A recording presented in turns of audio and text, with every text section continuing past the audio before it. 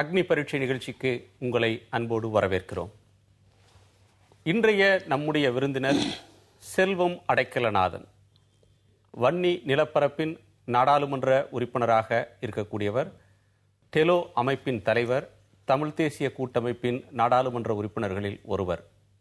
இலங்கையிலிருந்து பிரதமர் நரேந்திர மோடியை டெல்லியில் சந்தித்துவிட்டு மீண்டும் இலங்கை செல்லும் வழியில் நம்மோடு நேர்காண வந்திருக்கிறார். வணக்கம் செல்வம். வணக்கம். பிரதமர் நரேந்திர மோடி அவர்களை சந்தித்து விட்டு நீங்கள் வந்திருக்கீங்க. அவருடனான சந்திப்பில் பல்வேறு கோரிக்கைகளை நீங்கள் முன்வைச்சிருக்கீங்க. இலங்கை தமிழர்களுடைய பிரச்சனைகளை அவருக்கு விவரித்ததாக செய்தி குறிப்பு சொன்னது. அவரும் இந்த பிரச்சனையில் அரசியல் தீர்வு காண்பதற்கு இந்தியா உறுதியாக இருக்கும் அப்படின்னு அந்த கருத்தை வலியுறுத்தியதாக செய்திகள் வெளியாயின. அந்த சந்திப்பு எந்த அளவுக்கு முக்கியத்துவம் வாய்ந்தது, உங்களுக்கு நிறைவு தரக்கூடியதாக இருந்ததா?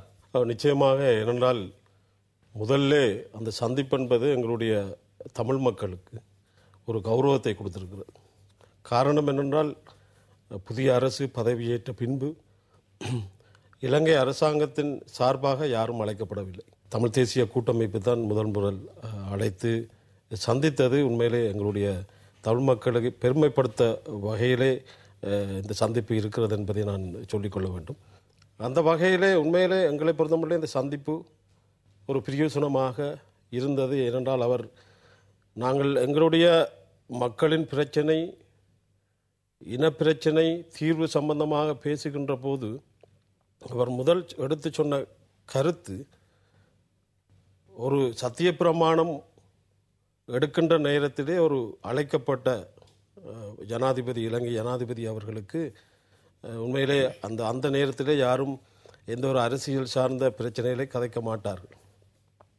ஆனால் தான் மிக ஆணித்தரமாக இலங்கை தமிழரின் பிரச்சனையை நீங்கள் தீர்க்க வேண்டும், பிரச்சனையை தீர்ப்பதற்கான வழியை நீங்கள் கையாள வேண்டும் என்று நான் ஆணித்தரமாக சொல்லியிருக்கிறேன். எந்த பிரதமரும் இப்படியான சந்தர்ப்பத்திலே சொல்ல மாட்டார்கள். ஆனால் நான் சொல்லியிருக்கிறேன் என்ற கருத்தை சொல்லியிருந்தார். அந்த வகையிலே சந்திப்பு உண்மையிலே மிக நேர்த்தியான ஒரு நம்பிக்கை ஊட்டுகின்ற வகையிலே அது அமைந்திருந்தது.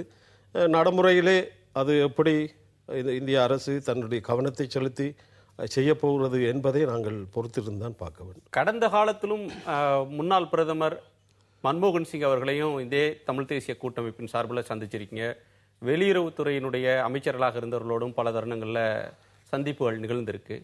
அப்போது உங்களுக்கு தரப்பட்ட வாக்குறுதிகள் அல்லது அப்போது நீங்கள் பெற்ற நம்பிக்கை அல்லது திருப்தியை காட்டிலும் இப்போ நடந்த சந்திப்பை நீங்கள் எப்படி பார்க்குறீங்க? நாங்கள் இப்பொழுதும் முன்னாள் பிரதம மந்திரி அவர்களை சந்தித்தோம். முதல் நாங்கள் பல தடவை இந்திய அரசை, மன்மோகன் சிங் ஐயா அவர்களையும் நாங்கள் சந்திக்க நேர்ந்தது.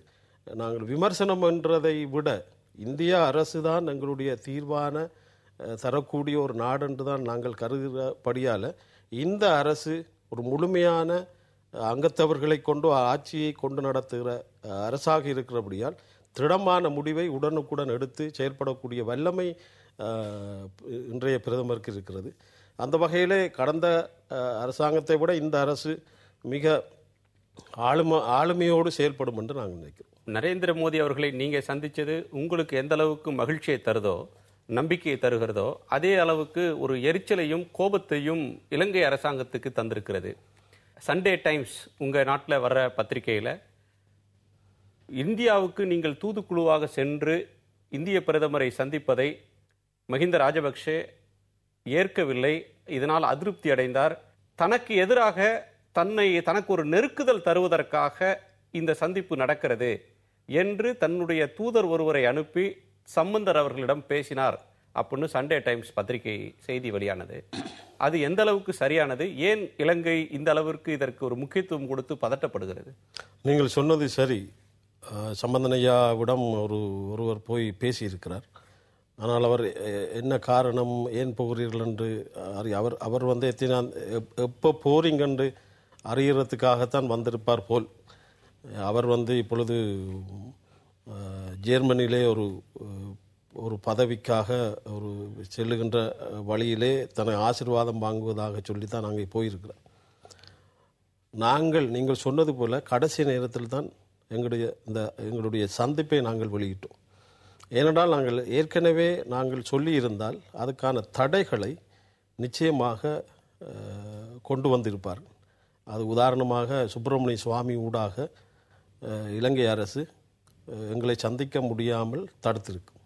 ஏனென்றால் சுப்பிரமணிய சுவாமி கூட தன்னுடைய பேச்சிலே சொல்லியிருந்தார், இலங்கை அதிபரை தாண்டித்தான், அவருடைய உத்தரவின் பிரகாரம்தான் இந்திய அரசை சந்திக்க முடியும் என்று சொல்லியிருந்தார்.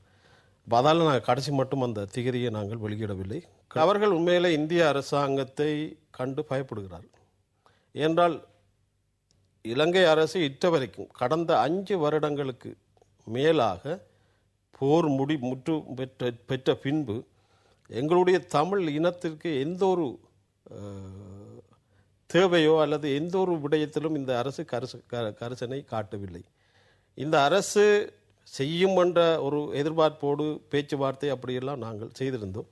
ஆனால் இப்பொழுது சர்வதேசத்தின் கரங்களை நாங்கள் சர்வதேசத்தை நோக்கி இன்றைக்கு எங்களுடைய பார்வை இருக்கிறது. இலங்கை அரசின் ஒவ்வொரு அமைச்சர்கள், அதிபர் மட்டுமில்லை, ஒவ்வொரு அமைச்சர்களும் இன்றைக்கு எங்கள் மீது புலிச்சாயத்தை, இவர்கள் புலி வழிவந்தவர்கள், இவர் புலியை போன்றுதான் செயற்படுகிறார்கள், ஆகவே இவர்கள் வந்து நாட்டை காட்டி கொடுக்கிறார்கள் என்றெல்லாம் பேசிக்கொண்டிருக்கிறார்கள். எங்களை பொறுத்த மட்டிலே இனப்பிரச்சனை தீர்வுக்கு இந்த அரசாங்கம் எந்த ஒரு சின்ன விடயத்தை கூட கையாளவில்லை. இந்த அரசாங்கத்தின் மீது நாங்கள் நம்பிக்கையற்றிருக்கிறோம். இன்றைக்கு எந்த நாட்டுக்கும் அது பயப்படுற மாதிரி தெரியல. ஆனால் உள்ளுக்குள்ளே பயப்படுறார்களோ என்னவோ தெரியல. வெளியில்லாதவர்கள் பாசாங்கு காட்டுகிறார்கள், பயப்படாத மாதிரி தங்களுடைய செயல்பாட்டை செய்து கொண்டிருக்கிறார்கள். ஆகவே நாங்கள் பிரதமரிடம் சொன்னோம், இன்னொரு 5-6 வருடங்களுக்குள் இப்படியே பேசாமல் இந்திய அரசு இருக்குமாக இருந்தால் எங்களுடைய பூர்வீகம் சிதைக்கப்பட்டு அந்த இலங்கை நாடு பல்லின மக்களோடு செயல்படுகின்ற நாடு என்று புதிதாக வரலாறு எழுதப்படும். அதே சண்டே டைம்ஸ் பத்திரிகையில் இலங்கை அரசாங்கத்திற்கு தெரிவிக்காமலேயே இப்படி ஒரு பயணத்தை நீங்கள் மேற்கொண்டீர்கள், நீங்கள் உலகத்தின் எந்த மூலையில் போய் யாருடைய கதவை தட்டினாலும் மீண்டும் வந்து எங்களிடம்தான் பேச வேண்டும், இதை நீங்க மறந்துவிடக்கூடாதுன்னு சொல்லி எச்சரிக்கும் தொனியில பேசியிருக்கிறார். ராஜபக்சே தலைமையிலான ஆட்சியை மாற்றுவதற்கான சதி செயலில் தமிழ் தேசிய கூட்டமைப்பு ஈடுபட்டிருக்கிறது அப்படின்ற ஒரு ஐயத்தையும் அவங்க வெளியிடுறாங்க.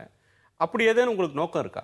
தன்னிடம்தான் வர வேண்டும் என்று சொல்லுகின்ற ஒரு அரசு அதிபர் ஏன் இனப்பிரச்சனை தீர்வுக்கு தமிழ் தேசிய கூட்டமைப்போது ஒரு வருட காலம் பேசி அதை முறித்து இப்பொழுது பாராளுமன்ற தெரிவுக்குழுக்கு வாங்கன்னு சொல்லிட்டு இருக்கிறார். இவர் நினைத்திருந்தால் இனப்பிரச்சனை தீர்வுக்கு வழி பார்த்திருக்க முடியும். இன்றைக்கு ஒரு ஜனநாயக ரீதியிலே மக்கள் ஒரு மாகாண சபையை உருவாக்கி இருக்கிறார்கள். அதுக்கு அதிகாரங்களை கொடுப்பதன் ஊடாக ஒரு நல்லிணக்கத்தை தமிழ் மக்கள் மீதும் அல்லது தமிழ் தேசிய கூட்டமைப்பின் மீதும் ஒரு நல்லிணக்க நிலைமையை உண்டு பண்ண இருக்க முடியும். எங்களை பொறுத்த மட்டிலே இந்த அரசு மீது அழுத்தம் பிரயோகிக்கப்பட வேண்டும். சர்வதேசத்தின் ஊடாக இந்தியா அந்த அழுத்தத்தை கொடுப்பதனூடாக இனப்பிரச்சினை தீர்வுக்கு தமிழ் தேசிய கூட்டமைப்போடு இலங்கை அரசு பேச வேண்டும். பேசி அந்த இனப்பிரச்சினை தீர்வை கொண்டு வர வேண்டும் என்பதுதான் எங்களுடைய நோக்கம். நாங்கள் இந்தியாவோட பேசி ஒரு இனப்பிரச்சினை தீர்வு கொண்டு வர முடியாது. அந்த அரசாங்கத்தோடு பேச வேண்டும். அதை நான் மறுக்கவில்லை. அழுத்தத்தை பிரயோகிக்கின்ற வகையிலே எங்களுடைய செயல்பாடுகள் அமைய வேண்டும் என்ற காரணத்தால் எங்களுடைய நேச நாடான இந்தியாவிடம் நாங்கள் உண்மையிலே மிக மன்றாட்டமாக கேட்டுக்கொள்கிறோம். இனப்பிரச்சனை இந்தியாவால் செய்து முடிக்கவில்லை என்றால் எங்களுடைய மக்களின் வாழ்க்கை என்பது அது கடலுக்குள் பாய்ந்து தற்கொலை செய்கின்ற நிலைமைக்கு ஒப்பானதாக மாறிவிடும். என்றால் நிலங்கள் பறிபோய் அடுத்தது கடல் தான். அப்போ எங்களோட மக்கள் அதுக்குள்ளான் போகும். தமிழீழம் அப்படின்ற கோரிக்கை என்பதே இனி சாத்தியமில்லை, இனி ஒருபோதும் அந்த கருத்தை பேசுவதற்கான வாய்ப்பில்லை அப்படின்ற முடிவுக்கு உங்கள் அமைப்பு வந்துடுச்சுன்னு சொல்லலாமா? இந்தியா கொடுத்த வீட்டு திட்டம், அதை தவிர இலங்கை அரசு எந்த ஒரு அடிப்படை தேவையை எங்களுடைய மக்களுக்கு செய்யவில்லை.